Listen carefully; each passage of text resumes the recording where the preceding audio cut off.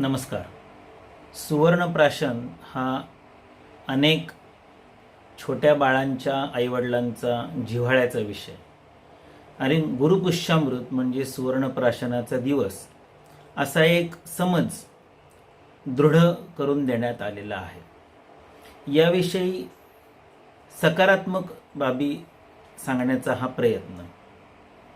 सुवर्णप्राशन हे महिन्यातून एकदाच गुरुपुष्यावरतीच किंवा पुष्य नक्षत्रावरतीच 2च थेंब द्यावे असा मूळ आयुर्वेदीय संहितांमध्ये म्हणजे चरक, सुश्रुत, वाग्भट यात उल्लेख नाही.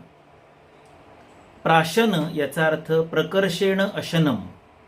अशन म्हणजे खाणे, प्र म्हणजे भरपूर. ते प्राशन या शब्दाचा अर्थ 2 थेंब असा होऊच शकत नाही. त्याचं काही जण लेहन असंही नामकरण करतात. लेहन याचा अर्थ चाटून खाणे, चाटवणे 2 थेंब असाही त्याचा अर्थ होऊ शकत नाही. चाटून खाण्या इतपत त्याची मात्रा डोस असायला हवा. तिसरं, सुवर्णप्राशन हे महिन्यातून एकदाच 2 थेंब करावं असं आयुर्वेदाचा मूळ ग्रंथ चरक संहिता किंवा त्यानंतरचा मुख्य ग्रंथ सुश्रुत संहिता आणि सर्वाधिक लोकप्रिय ग्रंथ अष्टांगहृदय या तीनही मध्ये असं महिन्यातून अमुक दिवशी अमुक नक्षत्रावर 2च थेंब द्यावं असं लिहिलेलं नाही.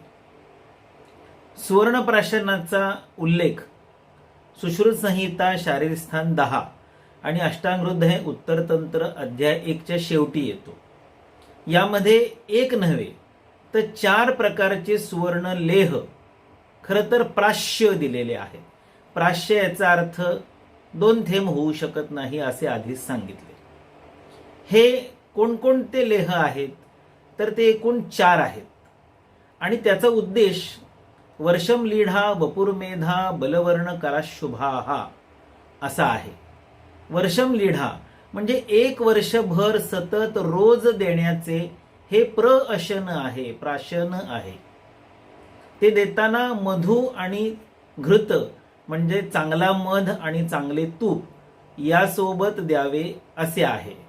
आज चांगला मध मिळत नाही कारण जो मध मिळतो तो सर्व फार्मसी प्रथम उकळवतात. मध उकळवणे हेच शास्त्राच्या विरुद्ध आहे. चांगले घृत मिळत नाही कारण चांगले दूध मिळेल याची शाश्वती नाही. दूध, दही, ताक, लोणी, तूप या क्रमाने घरात तूप करण्याची पद्धती जवळपास नष्ट झालेली आहे. बाहेर मिळणारे तूप हे थेट दुधाच्या क्रीमपासून केलेले असते किंवा त्याहूनही निंद्य त्याज्य प्रकार म्हणजे जनावरांच्या चरबीमध्ये काही पदार्थ मिसळून ते तूप या नावाखाली विकले जाते. त्यामुळे सुवर्णप्राशन यातील मधु आणि घृत यांच्याच शुद्धतेची शाश्वती नाही. तिसरे, वर्षम लीढा याचा अर्थ रोज देण्याचे हे सुवर्णप्राशन आहे.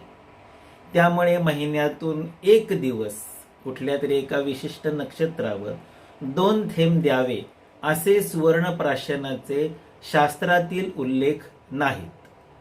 सुवर्णप्राशन ज्यासाठी द्यायचे आहे किंवा द्यावेसे वाटते ते म्हणजे वाङ्मेधा स्मृती वह्निकृत किंवा वपुर्मेधा बलवर्ण कर हे लाभ ज्याच्यामुळे होतील असे या सुवर्णप्राशना व्यतिरिक्तचे 4 वेगळे वेगळे घृत म्हणजे औषधी तूप हे याच अध्यायात या सुवर्णप्राशनांच्या आधी वर्णन करण्यात आलेली आहेत.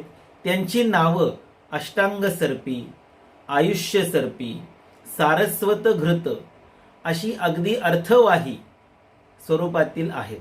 असं असताना महिन्यातून कोणत्या तरी एकाच दिवशी 2च थेंब सुवर्णप्राशन अत्यंत महागड्या किमतीत आपल्या लहानग्याला चाटवणे हा आयुर्वेदानुसार शास्त्रीय प्रकार मुळीच नाही. हे सर्व पालकांनी ध्यानात घ्यावे आणि आपल्या भावनिक, बौद्धिक, वैचारिक, मानसिक दुर्बलतेचा, अज्ञानाचा किंवा विवशतेचा कुणीतरी गैरफायदा घ्यावा यासाठी संधी देऊ नये. ज्यांना शास्त्रोक्त सुवर्णप्राशन करायचे आहे त्यांनी वरील ग्रंथातील शेवटचे श्लोक त्या वैद्यांकडून स्वतःहून पाहून घेऊन खात्री करून त्यानुसार हे सुवर्णप्राशन होते आहे का याची दक्षता बाळगावी. आणि अशा प्रकारे औषधाच्या शुद्धतेचे आणि संदर्भांचे आपल्याला ज्ञान असणे हा प्रत्येक पेशंटचा अधिकार आहे, याबाबतही जागृत असावे. याही व्यतिरिक्त एक सुवर्णप्राशन हे अगदी जन्मल्या नवजात सद्योजात नुकत्याच जन्मलेल्या बाळासाठीही करावयास सांगितलेले आहे. आपण सोबत त्याचे श्लोक पाहत आहातच. आशा आहे की महिन्यातून एकदा दिल्या जाणाऱ्या बिरबलाच्या खिचडीप्रमाणे असणाऱ्या सुवर्णप्राशनाच्या नको त्या भूलथापांना बळी पडू नये. सुश्रुत संहिता शारीरस्थान अध्याय 10 गर्भिणी व्याकरण याच्या शेवटी हे 4 सुवर्णप्राशन आलेले आहेत. या 4 पैकी 3 सुवर्णप्राशनांमध्ये सुवर्ण चूर्ण असा स्पष्ट शब्द आहे. चूर्ण याचा अर्थ चुरा. चूर्ण याचा अर्थ कधीही कुठल्याही आयुर्वेदीय ग्रंथामध्ये भस्म असा होत नाही. मुळात भस्म ही संकल्पनाच आयुर्वेदीय संहिता शास्त्रांमध्ये उल्लेखलेली नाही. त्यामुळे सुवर्ण भस्माचे सुवर्णप्राशन हीच अशास्त्रीय आयुर्वेद शास्त्र बाह्य अशी बाब आहे. सुवर्णाची चूर्ण द्यावे असे 3 वेळा लिहिलेले असताना सुवर्ण भस्म चाटवणं हे तुम्हाला स्वतःला पटतं का ते पहा. याची मात्रा आपल्या तर्जनीची म्हणजे इंडेक्स फिंगरची पहिली 2 पेरं माखतील, बुडतील, लपेटतील, लडबडतील इतकी मात्रा त्या लेहाची असणं आवश्यक आहे. इतकी मात्रा ही साधारणतः आम्ही मोजल्याप्रमाणे 15 थेंब म्हणजे 0.5 ml म्हणजे अर्धा मिलीलिटर होते. इतके सुवर्णप्राशन आपण देतो का याचाही कधीतरी पडताळा करावा. इतर ग्रंथांमध्ये ही मात्रा 1 उदुंबर म्हणजे जवळपास 1 कर्श म्हणजे 10 ग्रॅम इथपर्यंत जाते.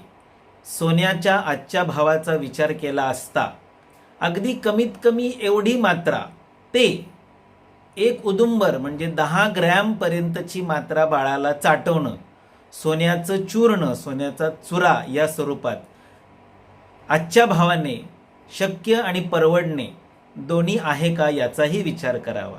आणि याच अध्यायातील टीकेमध्ये डल्हण म्हणतात संवत्सरम यावत येते, 1 वर्षभर हे लेह द्यायचे आहेत. आणि त्याच्या पुढे पाठभेद किंवा मतांतर म्हणून सांगतात 12व्या वर्षापर्यंत द्यावेत किंवा आयुर्वेद शास्त्र बाल ही संज्ञा 16व्या वर्षापर्यंत आहे असे मानतो. अशा परिस्थितीत महिन्यातून 1 दिवस 2 थेंब सुवर्णप्राशन देणे तुम्हाला स्वतःला पटते का ते या श्लोकातील संदर्भांनुसार आणि केलेल्या स्पष्टीकरणानुसार आपण स्वतःच विचार करून पाहावे. चरक, सुश्रुत, वाग्भट वगळता काश्यप संहिता नावाच्या अस्तित्वात नसलेल्या एका पुस्तकातून, त्या पुस्तकाचे मूळ नाव वृद्ध जीवकीय तंत्र असं त्या पुस्तकाच्या प्रत्येक अध्यायाच्या शेवटी दिलेले असताना जाणीवपूर्वक काश्यप संहिता असे दडपून खोटे खोटे सांगितले जाते.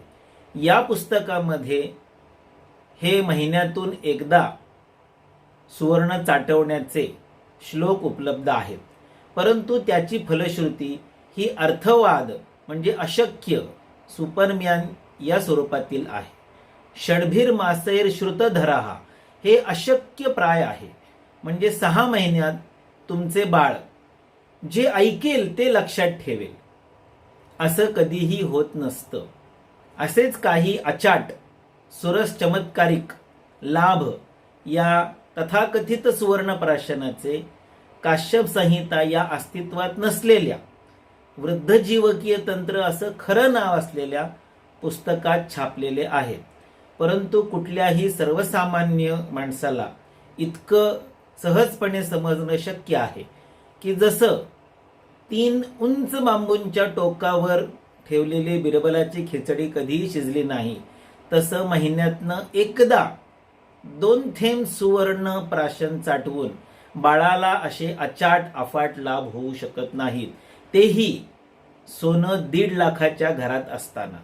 तेव्हा स्वतःची बुद्धी आणि स्वतःची तर्कशक्ती यांचा योग्य तो उपयोग करून आपण आपल्या बाळासाठी योग्य तो उपचार कराल किंवा टाळाल याविषयी मला विश्वास आहे. धन्यवाद. तुमच्या बाळाला उदंड आयुष्य आणि उत्तम आरोग्य लाभो ही शुभेच्छा.